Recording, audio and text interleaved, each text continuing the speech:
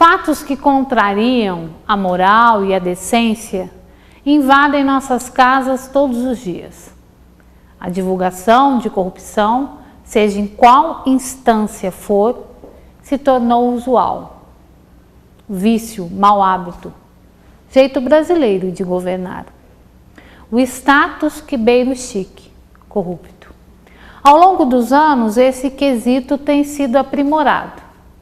A padronização da roubalheira por quem deveria, em tese, defender os nossos interesses, dá a proporção do quanto somos assaltados. Óbvio que o reflexo desse garrote recai negativamente em nossos ombros. Serviços essenciais deixam de ser prestados porque o dinheiro foi parar em outro lugar, em outro bolso, com a finalidade clara de enriquecer as famílias, gerações e mais gerações. Já que o verbo é roubar, vamos estender aos nossos. Mas até quando esses desmandos serão suportados? Ou por que nós, os brasileiros, somos tão indulgentes? Porque o fisiologismo tem dominado. A ausência dos insumos básicos torna todos camaradas. Alimentados com programas assistencialistas que nos transformam em uma sociedade escrava, dependente.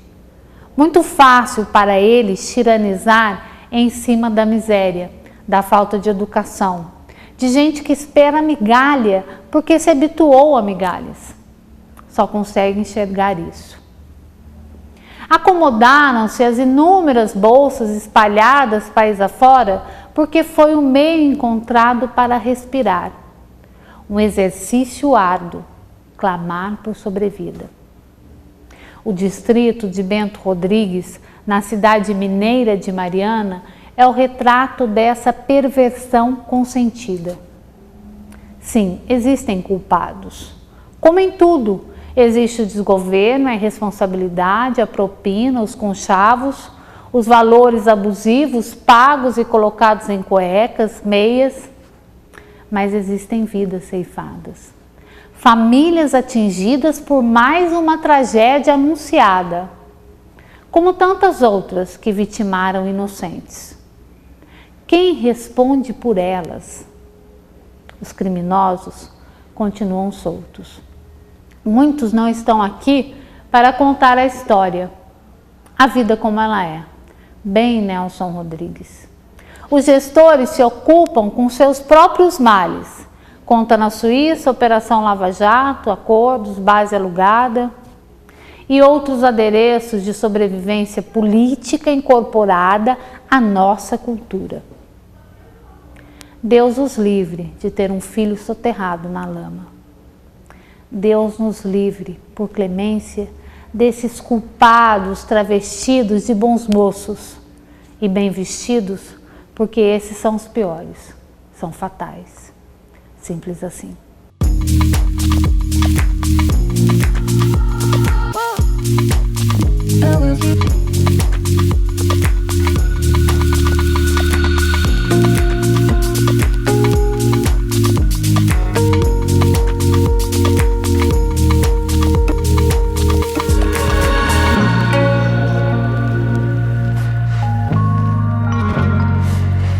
No Rolando um Papo de hoje, eu converso com o advogado Manahem Duarte.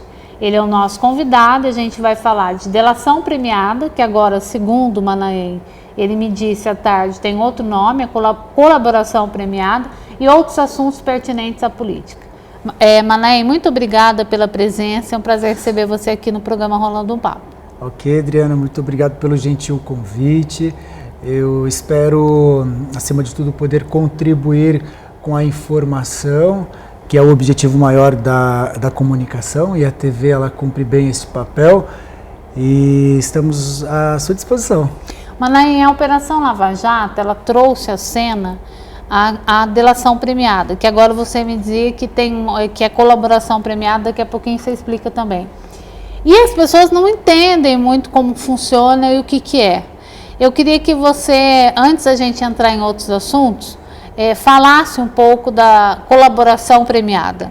Bacana.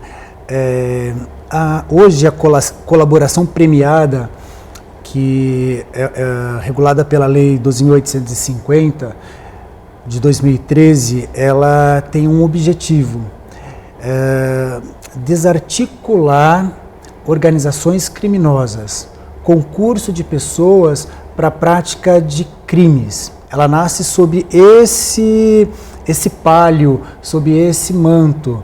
E na medida em que nós formos hoje conversando sobre isso, nós vamos perceber onde ela nasceu, qual a razão de ser, quais são os procedimentos hoje adotados pela Justiça e quais as implicações práticas desta legislação hoje vigente. Ela é um apêndice, não sei se eu posso usar esse termo, da Operação Mãos Limpas da Itália, da década de 90, que desencadeou com todo aquele processo contra a corrupção, que teve muita gente presa, muitos políticos envolvidos que foram presos, outras organizações, o Banco do Vaticano, a máfia, a loja maçônica. Naturalmente, a Itália ela tem uma contribuição muito importante, porque ela deu exemplo de como se faz. Naturalmente, naquele estado, naquele país, percebeu-se que foi regulamentada uma legislação semelhante à nossa, teve as suas implicações e ela serviu como modelo de âmbito mundial. O Brasil não é um apêndice de lá, é uma legislação independente, até porque legislações nesse sentido existem desde a Idade Média. Uhum. Então, não podemos dizer que ela é um apêndice eu usei um termo que não se adequou, sim, mas ela está muito próxima daquilo que foi feito lá. É como se nós tivéssemos, ele foi um exemplo, foi um parâmetro, e a partir do que aconteceu lá, nós construímos algo similar. Acho que essa construção ficou melhor. Assim, legislações inspiram umas às outras. Posso puxar aqui um apêndice, agora sim, para falarmos que a nossa legislação do direito do consumidor, por exemplo, ela é uma legislação exemplo e ela inspirou inúmeros países, não é? A razão de ser da legislação do Brasil relativa à organização criminosa, ela tem uma razão de ser interna. Tá. Ok? Entendi. Tem muito crime acontecendo, muitos bandidos e aliás, pessoas importantes envolvidas em crimes contra o patrimônio público, contra o erário, muita propina.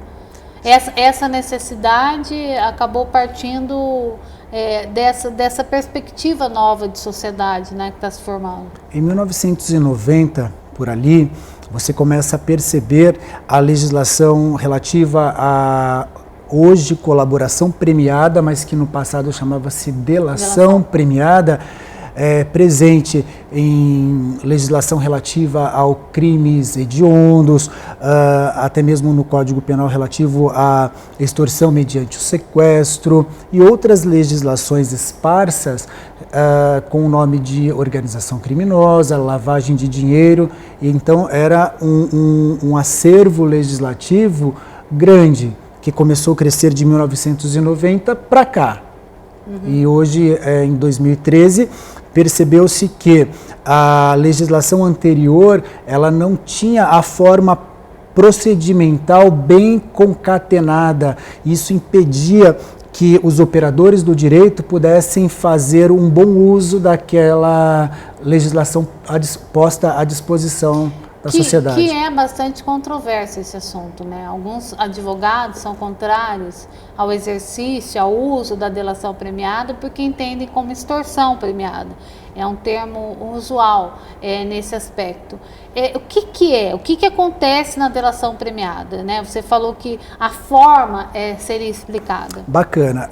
A gente pode falar a respeito dessa forma procedimental um pouco à frente, porque eu considero que seria importante para o espectador entender a estrutura organizacional do país.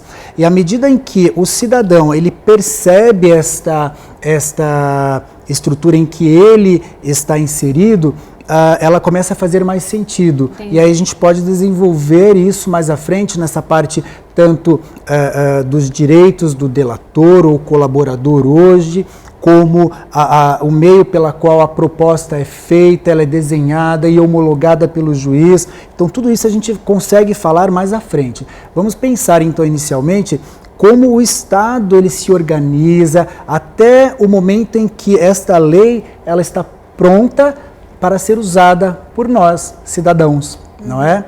Então, quando nós pensamos em legislação, existe hoje a Constituição Federal, que ela é o parâmetro de toda lei vigente hoje no Brasil.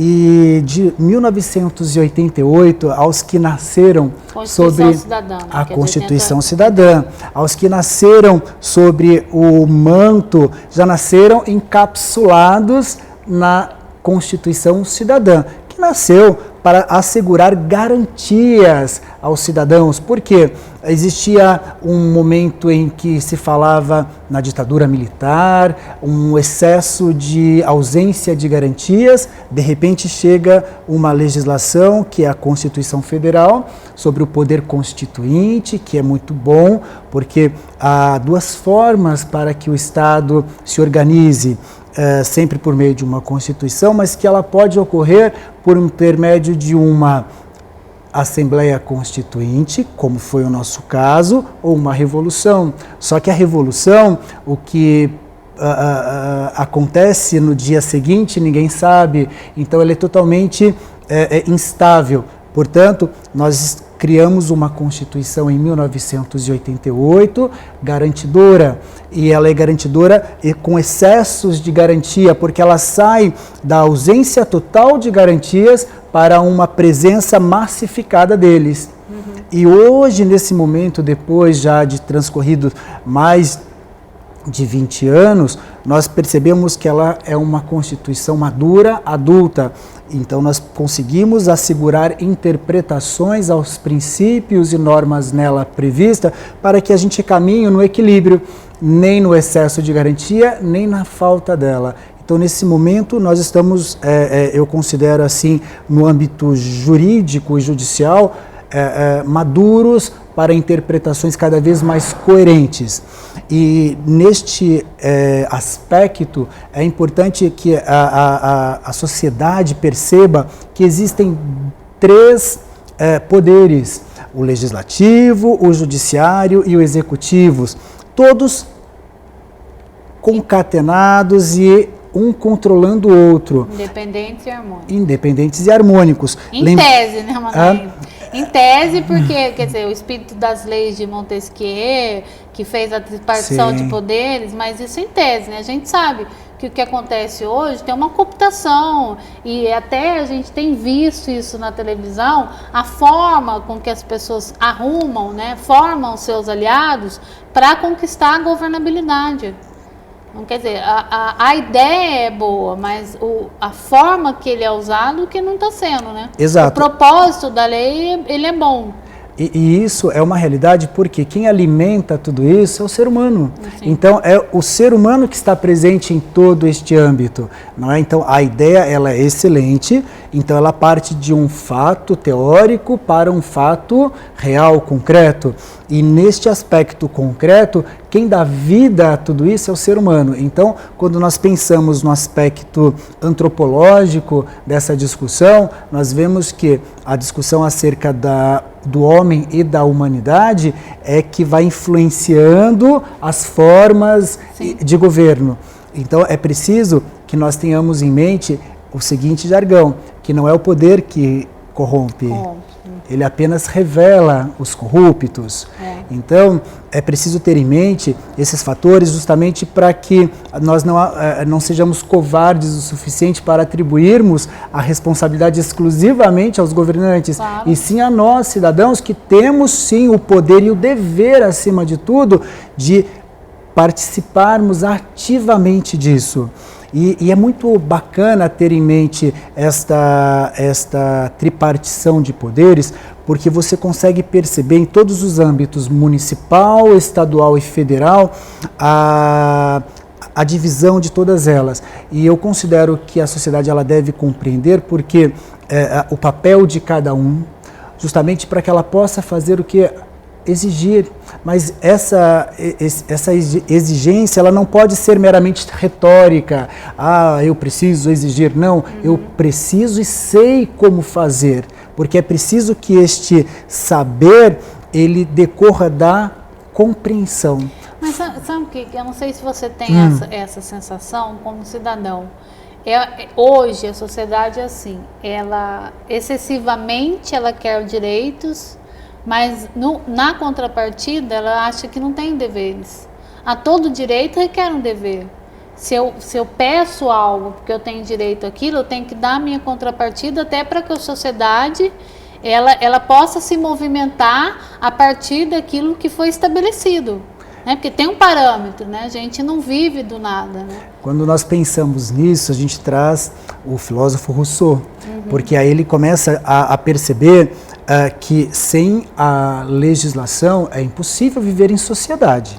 Isso é impossível, não há meios, porque aonde encerra o meu dever, começa o meu direito e vice-versa, não é? Então é preciso que o cidadão ele tenha esta consciência e passe a ser mais respeitoso. Então isso é uma sequência de somas positivas que levam lá na frente o que a gente diz assim, que é o exemplo que ensina. Não é a doutrinação, não é o dogma, porque eu posso dizer, faça assim, mas se eu fizer, eu posso servir como uma referência positiva para a sociedade. Não é a retórica, são atitudes. São atitudes, naturalmente.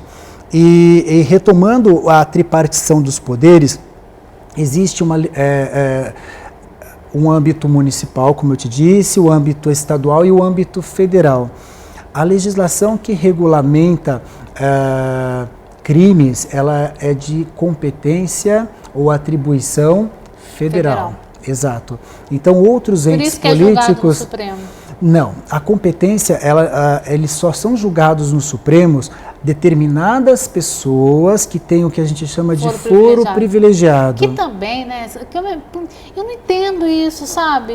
Quer dizer, se você tem uma sociedade que é equânime, que tem igualdade, por que alguns têm? Mas você sabe que o foro privilegiado, a meu ver, ele é prejudicial ao próprio jurisdicionado que está sendo submetido a julgamento? Por quê? Perceba, se nós, cidadãos comuns, cometermos um fato descrito como crimes, nós temos a primeira instância, a segunda instância num grau de recurso em apelação e uma terceira instância, eventualmente, né, que a porta ela se estreita na medida em que você vai subindo os graus de recurso, então ela vai se estreitando, afunilando. Então não são todos os recursos que vão a Brasília. Por outro lado, um foro privilegiado que pode ser no âmbito estadual para prefeitos, por exemplo, para juízes ou para membros do Ministério Público, TJ, ou TRF, conforme o caso, e em Brasília, STJ ou STF, conforme as pessoas a serem investigadas. Então, quando eles estão nesse âmbito de jurisdição para ser submetido a um processo criminal, o recurso não há. Se um processo começa, por exemplo, no âmbito do STF, ele não teria essa possibilidade de fazer o recurso. Não tem como recorrer. Por outro lado, eventualmente pode emergir um julgamento político. Aí é o que afetaria o ânimo social. Não é? Bom, eu estou conversando com o advogado Mané Duarte. Deu para perceber que tem muita coisa para falar de política e também de delação ou colaboração premiada, como é conhecida agora. A gente vai dar um giro rapidíssimo, não sai daí que nós já voltamos.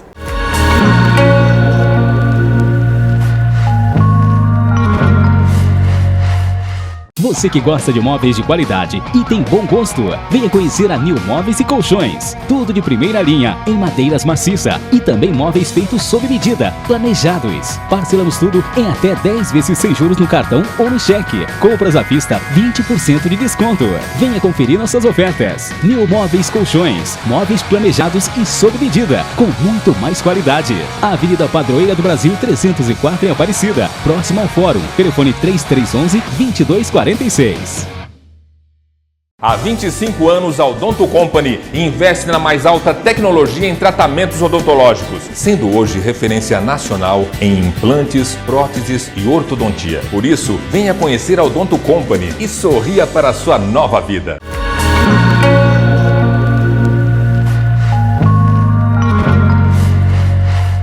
No Rolando Papo de hoje, gravado aqui no Hotel Golf Clube dos 500, na cidade de Guaratinguetá, um hotel maravilhoso. Tão lindo que é, a gente se sente bem. Estou conversando com o advogado Manaim Duarte. No primeiro bloco do programa, a gente estava falando de delação premiada, que hoje tem o nome de... Como é que chama mesmo? Colaboração premiada. Colaboração premiada. É um branco assim. Colaboração premiada e outros assuntos pertinentes à política. Discutimos Montesquieu e a formação, né, dos três poderes independentes, mais harmônicos. Exato. E nessa tripartição de poderes, eu reforço a necessidade e importância real desse conhecimento para que o cidadão, portanto, ele possa compreender a estrutura organizacional do Estado e possa exigir os seus direitos e exercer antes, portanto, os seus deveres, Sim. não é? O dever mínimo do cidadão é votar, e votar de uma forma consciente, não é? Não podemos entender o voto como uma obrigação. Ao contrário, nós que nascemos, nós não, né? Porque eu não nasci sobre o palio desta Constituição, mas me inseri nela, sou anterior. Mas essa sociedade, essa juventude que nasceu encapsulada, como eu gosto de dizer já, sobre essa Constituição de 88, ela garante muito direito para eles, não é? E de repente eles não têm consciência desse fato histórico que nem sempre foi assim, não é? Não imagino. Nem sempre foi assim, nem sempre se pôde votar. Então hoje você tem um poder muito grande. É um exercício valoroso, porque na verdade quando a gente fala da forma que são distribuídos os poderes, você escolhe quem vai representá-lo. Por isso que se fala que as pessoas que estão lá, elas são o espelho da sociedade. Então, quando a gente começa a falar que está muito ruim lá, é porque a sociedade ela está doentia, né? Porque se parte daí, todo mundo que está lá foi eleito e tem a representatividade. Exatamente. E sobre esse aspecto, o Brasil, então, é uma república federativa. E o próprio nome diz sobre república, a res pública. A res quer dizer, na origem desta palavra, coisa pública. Então, quando alguém está administrando, ele está administrando algo que não é dele, algo que é nosso, que nos pertence. Então, portanto, eu preciso saber em quem eu estou votando. E não é comum, não é? Sim, é verdade. E aliás, é muito comum... Isso é muito importante. Exato. É muito comum você perguntar para o cidadão em quem ele votou. E ele não sabe em quem ele votou na última eleição. E neste cenário, no âmbito municipal, você pode exercitar o voto para vereador no legislativo e prefeito no executivo. No âmbito estadual, você pode votar e deve para deputado estadual e governador. E no âmbito federal, você vota tanto para o legislativo quanto para o judiciário, mas ele tem uma peculiaridade. No âmbito legislativo, existe o Congresso Nacional, que é uma representação bicameral. Então, existem senadores e deputados. Os senadores, eles são representantes do Estado, eles representam o Estado. Cada Estado tem 3 senadores para um mandato de 8 anos. Já no âmbito da Câmara dos Deputados, eles são representantes do povo, diretamente. Cada Estado ele tem um número proporcional de deputados eleitos para representá-los. Que, aliás, a questão da proporcionalidade também é muito discutida, principalmente no que concerne ao Senado, que, por exemplo, um voto de Roraima, ele vale mais do que um voto de São Paulo. Muitos deputados e senadores de São Paulo vivem falando essa questão é bastante abordada por eles. Se olharmos pela questão aí federativa, então o Brasil é uma república federativa, a república falamos sobre ela agora, não é? E ela é uma república democrática, que alguém está lá representando, falando em nosso nome, porque a representação nesse caso ela é indireta, até para viabilizar, porque se tivéssemos todos lá dando a sua opinião, não ia dar muito certo, não é? Mas aí, quando esse aspecto que você traz aí já para a forma organizacional do Estado, caímos na federação. E nesse aspecto, a união indissolúvel entre estados e municípios faz o Brasil. Entendi. Então, portanto, eu acredito que esta proporção ela deve seguir aos deputados, porque o Estado ele tem uma outra finalidade. Entende? Então, o senador, quando ele, em cada estado, tem 3 membros, alternando 2/3 e 1/3 a cada eleição, ele não afetaria, na minha concepção, a tal proporcionalidade que é assegurada para os membros dos deputados, no caso. 81 senadores, lembrando, e 513 deputados. Quando a gente fala de corrupção e do papel nosso enquanto cidadão na hora de votar, só para a gente ter um número, a Operação Lava Jato ela já alcançou 20 bilhões, sendo que 20 bilhões, sendo que 10 bilhões foram para pagamento de propina. E a Petrobras, hoje, ela teve um prejuízo de mais de quase 43 bilhões. Quando a gente fala que esse dinheiro é meu, que na verdade eu acho que as pessoas não têm isso incutido nelas, dessa necessidade, até da responsabilidade delas na escolha de um candidato, porque elas não têm a sensação de que o dinheiro é público. Com esses movimentos, essas manifestações que têm acontecido hoje, Brasil afora, esse assunto está sendo despertado.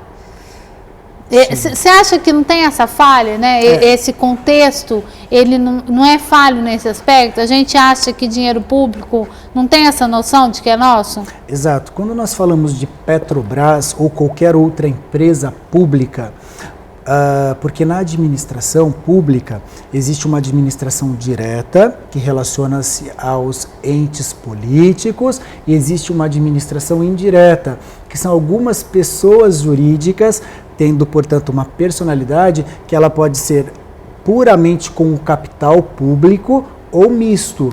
No caso de uma empresa pública, o capital dela é inteiramente público. Ele é 100% público.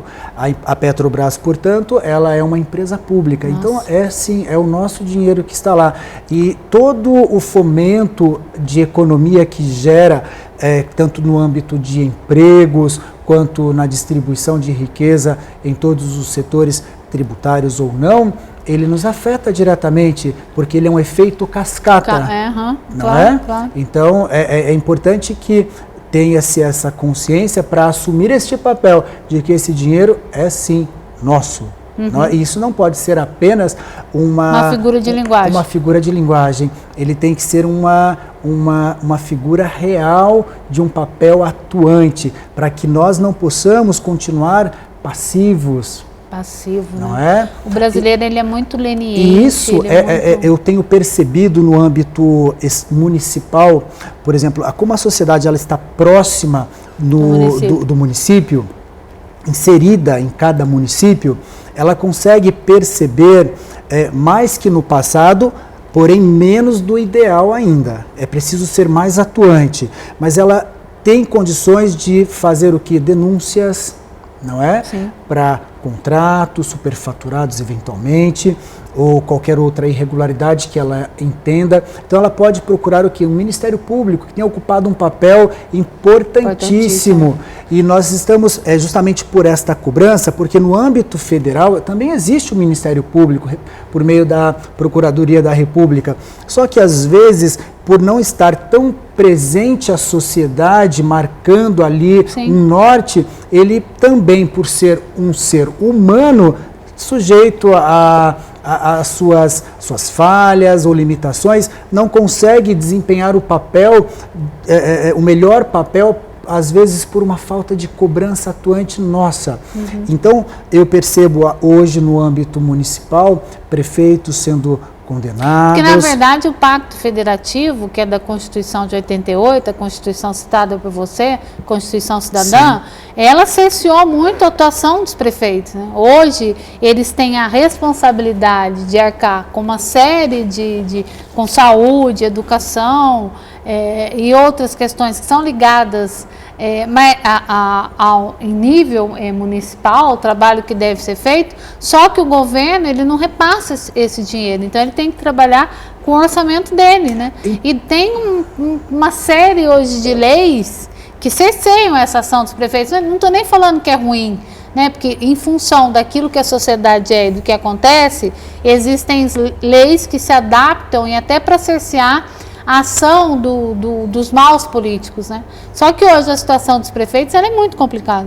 Então, ela chega a ser complicada, talvez por daquele mesmo desequilíbrio que existiu pela falta de garantia para o excesso e a encontrar um equilíbrio. Talvez nesse momento, pela sociedade mais atuante, cobrando o Ministério Público, que passa a atuar, ele fiscaliza, entende? E no momento em que ele fiscaliza, ele promove, portanto, ações correspondentes que visam até mesmo desde a restituição desses valores, quando há uma malversação do poder do poder econômico, até a perda de direitos políticos, porque aí você percebe que é muito sensível para um político perder direitos políticos, não é? Porque então, para algumas pessoas até política é profissão, né? Exato. Mas acima instituiu-se a profissão de ser político no país. Mas acima dessa discussão toda ideológica, existe esse papel, porque se no âmbito municipal nós estamos percebendo esta atuação e uma atuação efetiva e eficaz, porque você percebe assim que prefeitos estão pensando, refletindo, isso é bom. Isso é bom. Agora, nessa distribuição de verbas, há toda uma descentralização. Sim. Então, nesse momento em que você percebe a repartição das receitas, que no momento em que você recolhe um tributo de âmbito estadual, uma parte volta para o município. O orçamento é o mesmo e a responsabilidade aumentou. Mas quando você faz essa distribuição, o município estando seguindo todos os parâmetros legislativos, às vezes o que falta é uma mão de obra especializada, como acontece em outros setores. Por exemplo, no âmbito federal, você percebe assim um grupo de pessoas assim técnicos realmente que não são necessariamente investidos no cargo puramente pelo aspecto político, e sim tem uma preocupação técnica, ainda que essa nomeação seja livre, tanto a nomeação quanto a exoneração, você percebe que há uma qualidade técnica. Então é importante que prefeitos sigam esse mesmo exemplo, para que não se limitem a fazer uma nomeação puramente... Cabide de emprego. Que seja essa terminologia, mas... Que é o que tem acontecido, né? Nossa, agora está uma repartição de cargos e de ministérios, porque a Dilma a presidente precisa se fortalecer, até porque está todo mundo pedindo impeachment. Então, eu fico estarrecida de ver, quer dizer, um dia um amigo meu falou assim, Adriana, isso nunca aconteceu. O Fernando Henrique Cardoso deu uma entrevista para o Alberto Dines, num livro brilhante do jornalista Alberto Dines, que ele fala isso, que para a governabilidade era necessário que se fizessem acordos. Mas o patamar que se chegou, né, que tem alcançado hoje, é muito maior do que a expectativa de qualquer pessoa, porque virou balcão de negócio, infelizmente. É o toma lá da cá. Exato. E a sociedade estando presente, isso pode ser diminuído, sim, entende? Então, por isso que eu digo que nós temos que estar presentes. E a primeira forma de estar presente é o voto consciente, livre, não é? Secreto, que tem um valor universal para todo mundo. Então, ele não distingue mais classe social, escolaridade. nem gênero. E agora a urna eletrônica vai sair em quem você votou, né? Porque tinha uma discussão da urna eletrônica, você computava seu voto ali, sabe Deus o que acontecia com aquele voto que você deu. Eu ouvi alguma especulação no sentido que eu acho até temeroso, porque ele pode afetar o que a gente chama de voto secreto. Ah, tá. Não é? Porque se o poder econômico sim influencia o eleitor e ele tem o comprovante de quem ele votou, automaticamente ele está afetando isso, entende? Essa legislação ela é flutuante, então ela vai sendo alterada de tempo a tempo. Eu ouvi uma especulação de que existiria uma tendência para ser alterada dessa forma, mas isso é um tiro no pé. Isso é um tiro no pé porque ele afeta... Teve uma lei que foi aprovada agora, que quando você votar, a urna eletrônica vai te dar o filete. O comprovante de votação... Você tem a comprovação de quem você votou, né? Então, de quem votou, eu acho que isso é um tiro no pé, porque ele vai ter como ser comprado votos. Você consegue perceber? Vixe, Maria. Você consegue? Comprar votos é um assunto assim, ó. Que eu acho engraçado que as pessoas, você fala de determinados assuntos, a pessoa pensa que você é ET, não é ET. Isso acontece. As pessoas não vêm porque ou não interessa ou porque elas não querem enxergar. Gente, um giro rapidíssimo. Daqui a pouquinho eu volto para conversando com o advogado Manaim Duarte.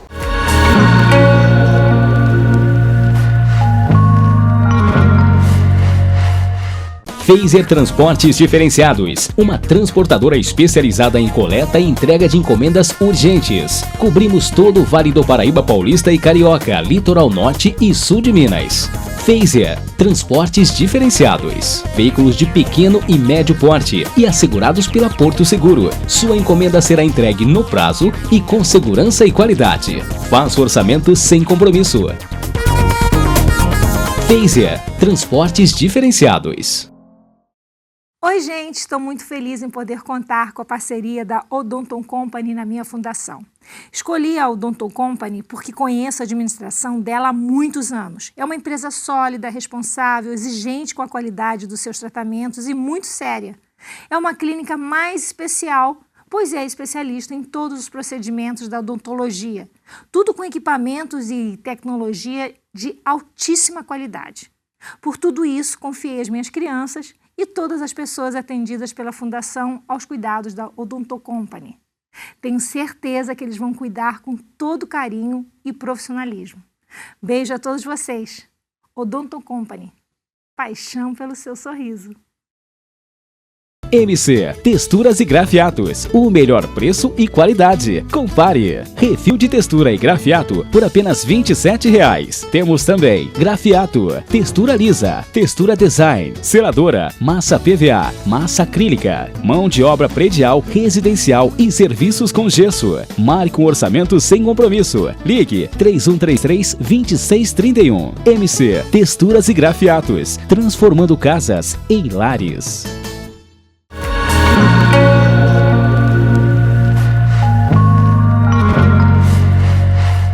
No Rolando um Papo de hoje, eu converso com o advogado Manaim Duarte, a gravação aqui no Hotel Golf Club dos 500, esse hotel lindo de viver, é lindo de viver, você precisa conhecer, até rimou, né? Agradecer ao Roberto Nogueira, que é o diretor do Hotel Golf Club dos 500, e ao Rodrigo Alt, que possibilitam que a gravação do programa seja realizada aqui. Estou conversando com o Manaim Duarte e o assunto que a gente iniciou foi a delação premiada, que não é mais delação, é colaboração premiada. Sim. A gente falou 50 mil vezes, aí numa hora lá me deu auto-falha, eu nem lembrava mais. Mas vamos voltar um pouquinho, até para fechar essa questão da delação, para as pessoas que estão nos acompanhando, elas entenderem. Então, hoje, colaboração premiada, ela nasce sob o espírito de desmantelar, desarticular organizações criminosas. Tá? E o que é uma organização criminosa? Segundo a legislação, é a reunião de no mínimo 4 pessoas que praticam crimes, ok? Então essa é a ideia, mas não é qualquer crime, são os crimes nela previsto que tem uma determinada pena ali prevista. Essa legislação hoje ela revoga a legislação anterior, que ela tinha a previsão, mas a forma de instrumentalizar ela era um pouco ineficaz e não permitia alcançar ali o desiderato nela previsto. Nesse aspecto, o Congresso Nacional em 2013 editou uma nova lei, 12.850, e ela está plenamente em vigor, não é? Então, essa legislação, ela tem um aspecto híbrido, eu diria, ela cuida de um aspecto material e um aspecto processual. Então, ela diz que crime é, e depois ela diz como faz.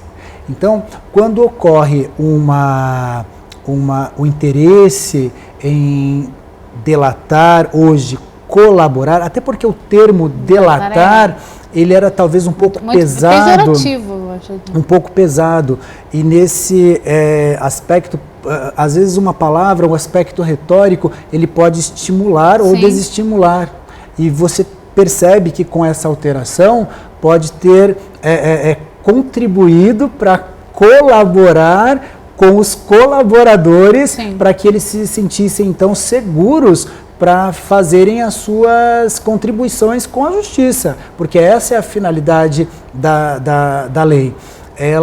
Então, ela estabelece uma forma procedimental. Por exemplo, uma investigação criminal, ela inicia perante a autoridade policial, como regra, não é? Então, existe uma fase investigatória e uma fase processual, que inicia-se com a denúncia do Ministério Público, quando um inquérito policial chega até ele, e este inquérito policial estão presentes nele materialidade e o indício de autoria. Só um adendo só. O Ministério Público, a ação dele é só mediante a denúncia de um terceiro, né? Ele pode agir espontaneamente? Não, ele deve agir espontaneamente. Ele pode agir também pela iniciativa de um particular, um cidadão que leva ao conhecimento dele um fato, que vai ser encaminhado para a autoridade policial fazer a investigação. Se o crime tiver interesse da União ou das pessoas jurídicas de natureza federal, como é o caso da Petrobras, que ela é uma empresa pública federal, esta investigação ocorre no âmbito da Polícia Federal, como está acontecendo. Então, esta primeira etapa, ela é para assegurar, para oferecer ao dono desta ação, ao titular desta ação, que é o Ministério Público, materialidade, provas e indícios suficientes de autoria. Não é a comprovação da autoria que vai ser comprovada com o devido processo legal, assegurando a todos os acusados todos os meios de provas em direito permitido. Todos são inocentes até que se prove o contrário. Existe essa presunção, naturalmente. Presunção de inocência. Há uma presunção de inocência, não é? Até como uma garantia da Constituição cidadã para assegurar o quê? Aquele revés da ditadura militar, que havia uma presunção de culpa. Então, de repente, a gente cria a presunção... A gente tinha que mudar hoje a presunção de culpa, porque às vezes você tem tantas evidências, daí o cara tem muita grana, contrata lá um super bambambam e ele não vai responder pelo crime que ele cometeu. Às vezes tem, não vai ser preso, vai prorrogando. Eu ouso discordar. Não, é importante. Eu ouso discordar porque essa garantia ela é fundamental para a minha segurança, para a sua segurança, para a nossa segurança. Entendi. É importante que isso exista, entende? Então, ela não está lá para favorecer... À toa, né? Para favorecer um político ou algum poderoso, ela está lá para assegurar todo cidadão, entende? Não é aleatório. Então, não é aleatório, porque quando a gente pega historicamente, você entende o presente. Entendi. A história, ela justifica o presente e ela indica o futuro. Mas se a gente for analisar especificamente a respeito da Operação Lava Jato, né, que tem nos causado estarrecimento pelo volume do que foi roubado e por tantas pessoas envolvidas, né, a forma, o procedimento, o número de propinas que eram pagas, muitos partidos envolvidos, aí nessa Operação Lava Jato. Mas eu fico pensando, se não tivesse esse procedimento da colaboração premiada, provavelmente muito do que se descobriu agora, muitos dos nomes que são citados pelas pessoas envolvidas, eles não viriam à tona. Exatamente. Aí que eu, como antes de ser advogado, um cidadão, eu considero essa legislação muito importante. Ela tem demonstrado a sua... Ele é eficiente nesse aspecto. Eficiência, não é? Até porque quando a gente percebe a crítica jurídica, no caso, mas isso está afetando a proporcionalidade. O que é a proporcionalidade? Todos que cometem um fato descrito como crime, o mesmo fato, em participação ou coautoria, eles devem responder pelo mesmo crime e ter a mesma pena. Porém, existe um subprincípio ou um outro princípio mediador que chama-se princípio da individualidade da pena. O que consiste a individualidade da pena? Cada um vai responder de acordo com o que praticou, e a pena aplicada, ela vai considerar toda a individualidade de quem praticou. Exato. Então, quando a gente pega no passado, nós víamos assim, uma pessoa que ele era reincidente, um coautor, por exemplo, ele cometeu um fato descrito como crime em coautoria com um menor de 21 anos, porque acima de 18 anos você comete crimes. Menos de 18, não, ok? Então, acima de 18 você já comete crime, mas com menos de 21 anos você tem uma atenuante. Aqui não vamos entrar no aspecto se isso não é a maioridade, né? No aspecto aos 18 anos. Eu me refiro exclusivamente na dosimetria da pena, porque quando reconhece-se o fato descrito como crime, o juiz ele passa a dosar a pena. Entendi. Ele caminha por 3 etapas, entende? Uma circunstância judicial em primeira fase, na segunda fase ele passeia pelas circunstâncias agravantes ou atenuantes, que elas se limitam entre o mínimo e o máximo previsto no Código, na lei penal, e por fim ele vai para as causas de aumento ou diminuição de pena. Entendi. Entende? Aí ele chega na pena final e ele aplica e a pessoa então vai cumpri-la. Quando nós pensamos nesse aspecto de individualização da pena, você vê lá atrás um coautor reincidente e que em coautoria pratica um fato descrito como crime com um menor de 21 anos. Esse menor de 21 anos conta com uma atenuante e o reincidente com uma agravante. O fato não é o mesmo e a pena não vai ser diferente. Então eu considero que esta legislação, apesar de prever para o colaborador a redução da pena ou o perdão judicial conforme a etapa do processo em que ele colabora, que leva ao final um desajuste desproporcional, porém ele não pode ser igual, ele contribuiu com a justiça. Ele contribuiu com a justiça não só indicando os coautores ou partícipes, mas ele indicando o modus operandi, a forma com que era concatenada, e isso favorece para que ocorra o quê? Uma desarticulação daquele grupo. Então isso tem que ser relevado. E tanto é que o colaborador, ele indicou os seus partícipes ou seus coautores. Ela não, por si só, não vai levar aos benefícios e às benesses que a lei diz. Esta indicação ela tem que ser eficaz e demonstrada por outros meios de provas. Então não fica apenas na discussão da fala de um contra o outro. Ela nasce na fala de um, que indica os meios em que o crime vem sendo operado, e os investigadores então vão lá e confirmam, investigando, portanto, a forma com que a quadrilha, o grupo, ele opera, então ele consegue desarticular um grupo todo. Isso é magnífico, não é? Quando que poderíamos pensar... Espetacular.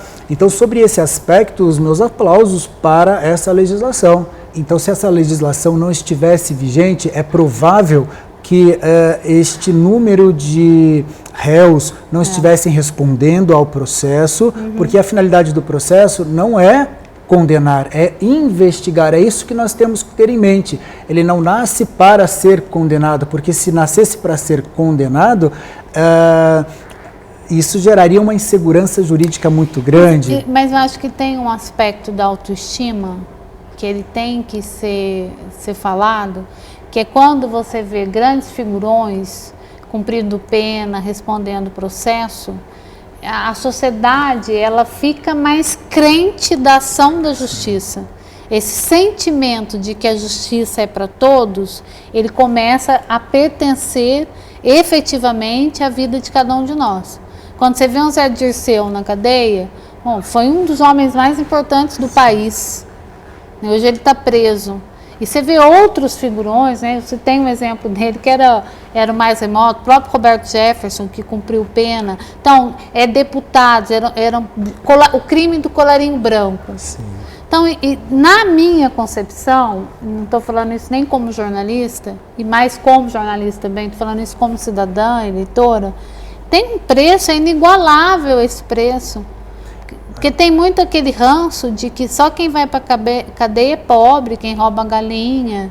Sim. Isso demonstra o valor da justiça. Naturalmente, eles não estão respondendo o processo e condenados aos que já foram, porque ele está respondendo um novo processo agora, não é? Ele tá pelo mensalão. Exato, e respondendo a um novo processo que pode vir a ser condenado também, e ao final vai ser unificado as penas se eventualmente já não tiver sido extinto. Ele ocorre que você falou que ele é reincidente. Né? Ele é reincidente. A reincidência, ela se torna como um agravante, inclusive, na dosimetria da pena, mas isso é o que menos importa. Sob esse aspecto filosófico de ver uma pessoa cumprindo pena, aquela em que cometeu um crime reconhecido pela justiça e efetivamente está lá, por isso é magnífico, não é? Isso desperta uma crença social que estava perdida. Você vê o Joaquim Barbosa, o efeito na vida das pessoas que ele não teve, com a atuação fenomenal dele no Supremo, o próprio juiz Sérgio Moro, né, que independente daquilo que vai acontecer, o posicionamento deles foi muito enfático, muito positivo, muito decente.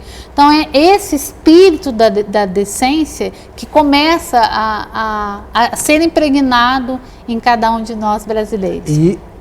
Vocês têm que ir para um giro, o Alex já me avisou. Gente, um giro rapidíssimo, daqui a pouquinho eu volto conversando com o advogado Manaim Duarte. É o último bloco, diretor? Último bloco.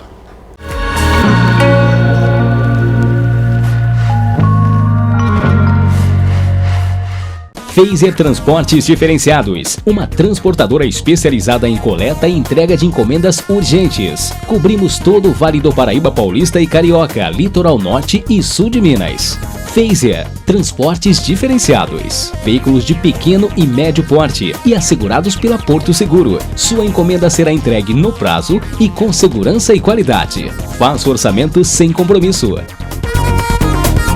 Phaser Transportes Diferenciados. Oi, gente, estou muito feliz em poder contar com a parceria da Odonton Company na minha fundação. Escolhi a Odonton Company porque conheço a administração dela há muitos anos. É uma empresa sólida, responsável, exigente com a qualidade dos seus tratamentos e muito séria. É uma clínica mais especial, pois é especialista em todos os procedimentos da odontologia, tudo com equipamentos e tecnologia de altíssima qualidade.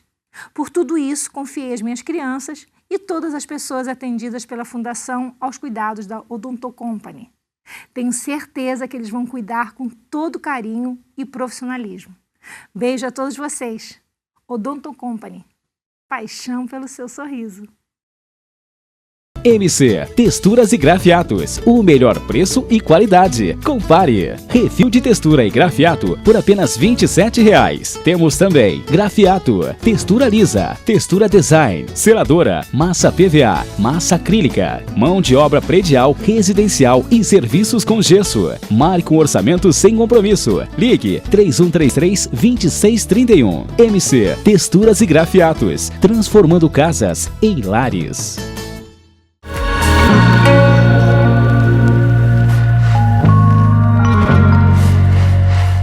Bom, rolando um papo de hoje, aliás, é o último bloco do programa, conversando com um advogado, Manaim Duarte, falamos de colaboração premiada e outros assuntos pertinentes à política, para você entender, ter um entendimento da política e da importância de você saber votar, né? De votar bem. Eu fico com uma raiva quando a pessoa... Eu sou muito passional, né?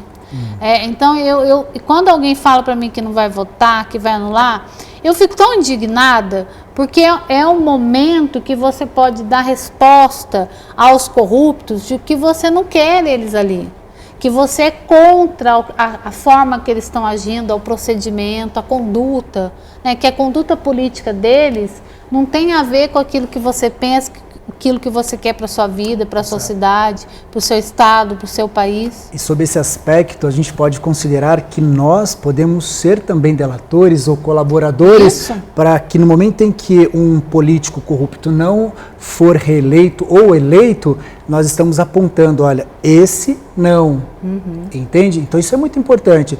Então, já que são esses o grupo em que vai nos representar, nós temos que outorgar uma procuração com poderes plenos a quem seja capaz de bem fazê-lo, não é? E aí, retomando agora, até para a gente conseguir concluir essa ideia sobre a delação premiada, ela pode ocorrer, então, portanto, ou na fase de investigação do inquérito policial ou na fase do processo propriamente dito. Só que o processo ele se divide em duas etapas. A sentença penal condenatória, que ela pode ser antes ou posterior. Então, se o colaborador assistido por seu advogado, isso é importante, ele sempre vai estar representado, ele desenha um termo de colaboração com o Ministério Público e o delegado, o juiz homologa aquele termo para demonstrar que aquilo está vestido de legalidade, ausente de qualquer coação, de qualquer vício relacionado à vontade ou ao consentimento. E, por outro lado, ele renuncia um direito que consiste em calar-se. Porque quando ele assume o compromisso, ele não só tem o dever de falar, mas de falar a verdade. Aí, porque isso é um compromisso típico endereçado para testemunhas. Testemunhas que são arroladas para depor em juízos, elas fazem os seus depoimentos sob esse compromisso de dizer a verdade. O colaborador, apesar dele ser parte no processo, em que se ele fosse uma parte comum, ele simplesmente iria prestar um depoimento ou não, se quisesse. Mas agora ele tem a obrigação. Agora ele tem a obrigação. E isso é muito bacana, porque ele não pode desistir, né? Ele até poderia desistir, só que ele perde as benesses. Até porque, se ele colaborar, mas não for eficaz, também não vai surtir nenhum efeito. Entende? Então é importante que ele desarticule, indique autores e um modus operandi. Se esta colaboração ocorrer durante o inquérito ou antes da sentença penal condenatória, ele pode contar com 3 benefícios. Tá? O primeiro benefício é a redução da pena em 2/3, isso é muito representativo. O perdão judicial, até mesmo que levaria automaticamente à extinção da punibilidade dele, ou a substituição da pena privativa de liberdade por uma restritiva de direito, que é uma prestação de um serviço à comunidade, entre outras que existem. Só que isso é importante para que sirva como um estímulo para que outros também sigam esse mesmo exemplo e venham desarticulando outras organizações. Isso, se eventualmente acontecer essa colaboração após a condenação dele com o trânsito em julgado, ele ainda pode colaborar. Entendi. Entende? De que forma? Da mesma forma, desarticulando outras pessoas que ainda estão sendo investigadas, e o benefício dele vai ser diferente. Ele vai poder progredir de uma forma outra, entende? Com um tempo menor, analisando apenas o requisito tempo, e também deixa de ser 2/3 e sim metade. Então há uma redução desta pena. Mas nem sabe o que eu estou pensando? É o seguinte, com essa fotografia, com tudo isso que tem acontecido, né, embora as pessoas achem que é pouco, particularmente é muito o que tem acontecido hoje no país. É claro que é assim um átomo, né? Mas que tem feito a diferença, principalmente na forma das pessoas encararem a política. E deixarem aquela ideia de que o dinheiro do povo eu posso usurpar, né? Eu posso pegar o dinheiro do povo e não vou responder por isso. A máxima de Maquiavel, né, e maquiavélica, de que os fins justificam os meios, ela vai se desfazendo a partir daí?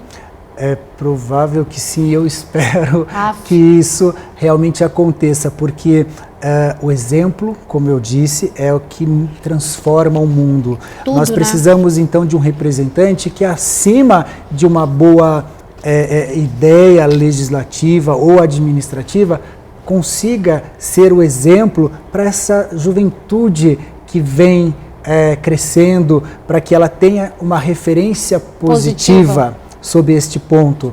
Então, os fins não justificam os meios, não é? Amém, né?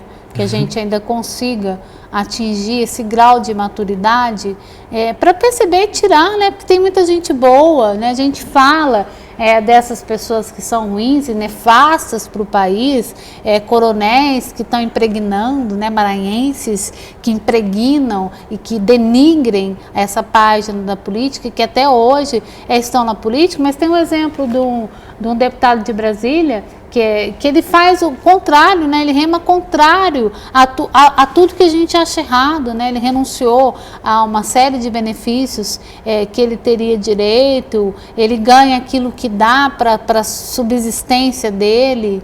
Então tem muita gente com bons propósitos na vida pública. Basta que a gente tenha um olhar de lince e saiba escolher bem.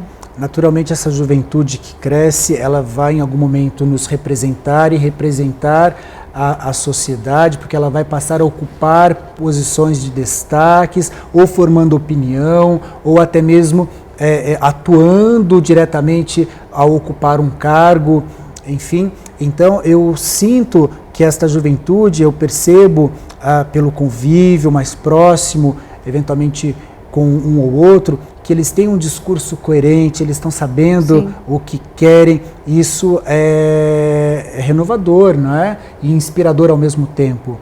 Então, esse exemplo, se lhe falta, eu percebo que existe ainda salvação, porque essa turma, ela está buscando tem um objetivo, né? Mesmo que não seja aquilo que nós gostaríamos que fosse, mas pelo menos eles estão buscando algo.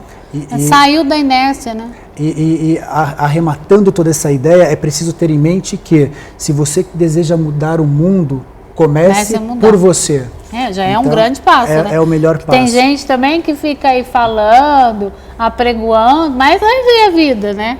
Vai ver a vida que leva. O Renan Calheiros, só um adendo, diretor, rapidinho, porque eu lembrei dessa história. Tava todo esse corte de gastos, né? Porque o país está quebrado, provavelmente a volta da CPMF, para a gente ter dinheiro para a saúde o ano que vem, para poder investir em saúde. Daí ele compra um carro para o Senado que custa mais de 100 mil reais. Ai, Jesus! Maria José, dá-me paciência. Anaí, muito obrigada, viu? Assim, prazer conversar com você. Muito bom, bacana. Espero poder ter contribuído com a compreensão, que ela é mais ampla do que a informação propriamente dita, para que o espectador possa fazer um bom uso do seu direito, não é? De votar. Isso não pode ser considerado um dever. Eu votar, gente, ano que vem tem eleições, né? Eleições municipais, que é assim de suma importância, vai escolher a Câmara de Vereadores e o próximo prefeito da cidade de Guaratinguetá. Bom, não tenho mais tempo. Quero agradecer a todos vocês que acompanham o programa Rolando Papo, a todos os amigos da TV Vale, a Priscila Barbeta, que faz a edição desse programa Rolando um Papo, a Valéria Vendrasco, que hoje é a minha maquiadora, ao Alex Silva, que é o diretor desse programa, ele que faz a gravação do programa Rolando um Papo aqui comigo no Clube dos 500, ao Hotel Golf Clube dos 500, por me ceder esse espaço maravilhoso aqui, ao Roberto Nogueira, queridíssimo, que é diretor do hotel, e principalmente a você. Eu digo e eu repito, a parceria com vocês me fortalece. Um beijo, até a semana que vem.